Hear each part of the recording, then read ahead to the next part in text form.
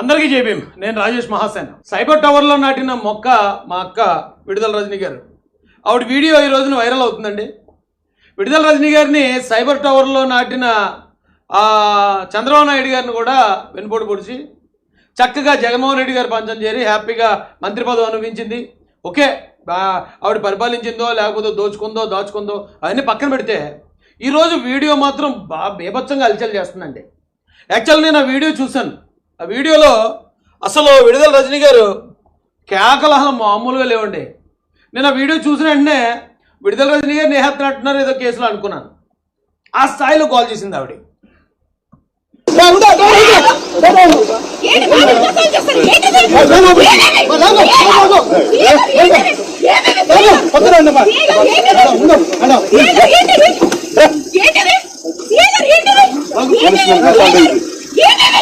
చెప్పాను మేడం, మీరు అసలు చెప్తారు.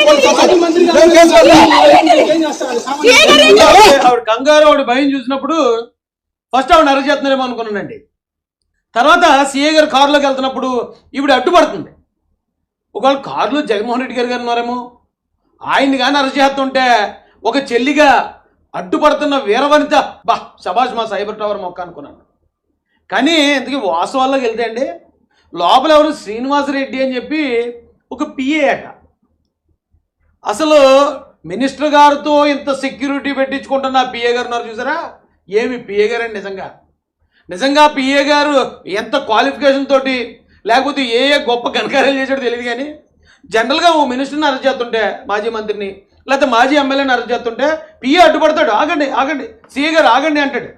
కానీ ఇక్కడ పిఏని అరెస్ట్ చేస్తుంటే మినిస్టర్ గారు మాజీ మంత్రి గారు అడ్డుపడుతున్నారు. కలికాలం వచ్చిందండి. అయితే ఆ శ్రీనివాసరెడ్డి ఏదో సంథింగ్ పేరు, అతని పేరు నాకు పూర్తిగా తెలియదు, అతను ఎవరికీ తెలియదు.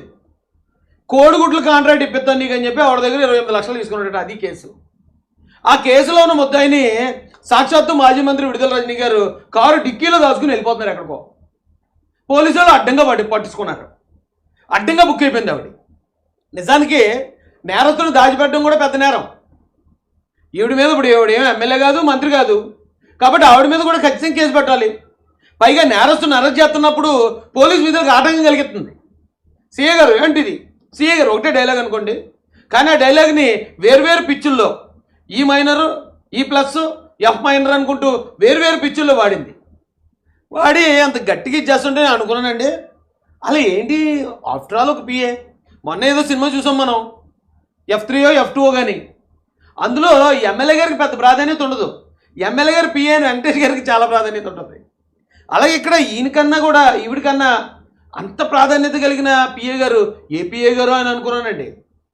కానీ నాకు పాత సినిమాలో సీన్ గుర్తొచ్చిందండి.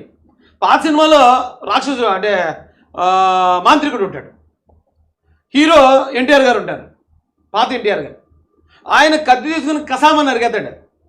నరికెత్తే మాంత్రికుడు పేక కింద పడిపోయిన పేక చచ్చిపోలే అనుకుని హీరో రిలాక్స్ అవుతుంటే మళ్ళీ కింద పడిపోయిన మెడలు వచ్చి వాళ్ళ పైకి అతుక్కుపోయి నవ్వుతాడు. కత్తిచ్చుకొని పొడిచడానికి వెళ్తుంటే నవ్వుతుంటాడు మాంత్రికుడు. అప్పుడు ఎవరో వచ్చి ఏదో చెవిలో చెప్తారు హీరో గారికి, ఈడి మాంత్రికుడు ప్రాణం పలానా పెట్టలో ఉందని చెప్తారు. అప్పుడు హీరో పెట్ట దగ్గరికి వెళ్తూ ఉంటాడు. అప్పుడు భయపడుతుంటాడు. ఈయన చంపనకు వచ్చినప్పుడు భయపడ్డు, ఈడు పీక నరికినప్పుడు భయపడ్డు, కానీ ఆ పక్షి దగ్గరికి వెళ్తున్నప్పుడు మాత్రం గజగజ వణికిపోతుంటాడండి. సేమ్ నాకు విడుదల రజనీ గారిని చూస్తే అదే అనిపించింది. ఆవిడ ప్రాణం మొత్తం ఆ శ్రీనివాసరెడ్డి అని పెట్టలో ఉంది. ఏమంటే సీఏ గారు పట్టుకోండి బాబా పెట్టను గట్టిగా ఒక్క నొక్కితే మొత్తం మాజీ మంత్రి విడుదల రజనీ గారు సైబర్ టవర్ మొక్క మా అక్క మొత్తంగా ఎక్కేస్తాడండి. అది ఆవిడ కంగారు. లేకపోతే ఇప్పుడు మంత్రులను అరెస్ట్ చేశారు, ఎమ్మెల్యేలను అరెస్ట్ చేశారు. అరెస్ట్ చేసినప్పుడు వాళ్ళు సైలెంట్గా పోలీసులు రావడం, వాళ్ళ వెనకతలు పోవటమే చూసాం. కానీ అయ్యి బాబు ఇదేంటి బేకలాడిపోతుంది. ఆవిడ డిక్కీలో దాచేసిందండి, వెనకతలు డిక్కీలో. ఏదో సినిమాలో బ్రహ్మానందం గారు అంటారండి, నా డిక్కీ సేఫే కదా, నా డిక్కీ. నాకు అంత కామెడీ అనిపించిందండి. కానీ ఆ సీఏ గారు ఎవరైనా కరెక్ట్గా పట్టుకున్నారు. ఈవిడ కంగారులో దొరికిపోయిందండి అందరికీ. ఇప్పుడు నాలాంటి వాడికి అర్థమైపోయిందంటే పోలీసులకు అర్థం అవుదా ఏంటి, చిన్న కేసులు ఈయన అరెస్ట్ చేస్తుంటే ఈవిడ ఎంత ఓవర్ చేస్తుంది, అయితే వీడి దగ్గర ఏదో మొత్తం మ్యాటర్ ఉంది అనుకుంటారు అనుకోరండి. ఆ F2లో ఎమ్మెల్యే గారు కూడా అంటారు, మేము ఎప్పుడు కూడా డ్రైవర్లతో పిఎల్తో చాలా జాగ్రత్తగా బాబు అంటాడు.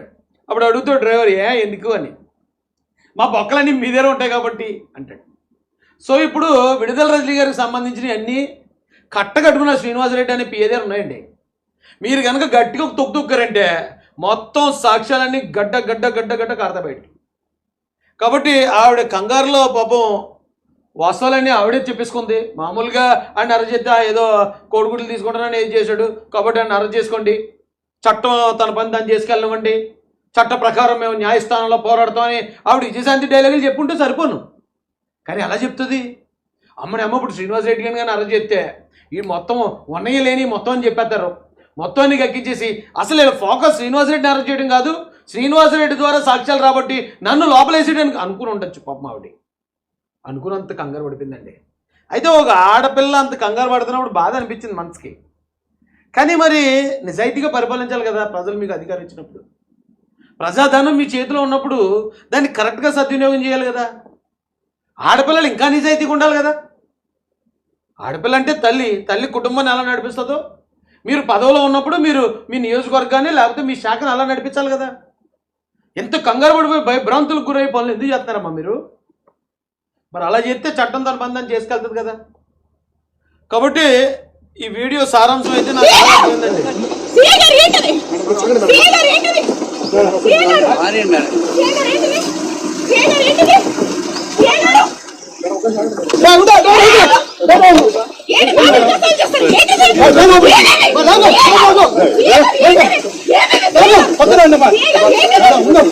ఒక నేరస్తుడిని అంత పబ్లిక్గా ప్రొటెక్ట్ చేయడం చాలా పెద్ద నేరం అండి. మరి ఆవిడ సాఫ్ట్వేర్ ఇంజనీరు, అమెరికాలో కంపెనీలు ఉన్నాయంటారు, ఆవిడ పెద్ద బాగా చదువుకుందంటారు.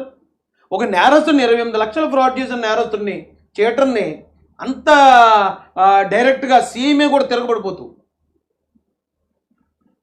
సిగ్గులు లేదండి బాబు.